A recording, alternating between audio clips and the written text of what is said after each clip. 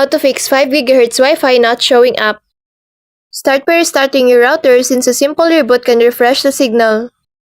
Check if your router actually supports dual band because some older models only use 2.4 GHz. Go into your router settings and make sure the 5 GHz band is turned on and broadcasting.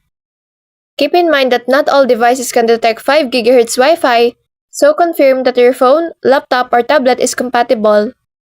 If it is, move closer to the router because 5 GHz has a faster speed but a shorter range than 2.4 GHz. You should also update your router firmware and update the Wi-Fi drivers on your device to avoid hidden issues.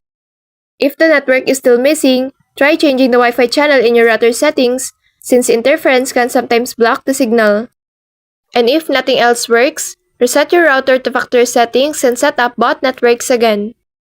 That usually brings the 5 GHz Wi-Fi back. So that's all for this video. I hope this helps. Thank you.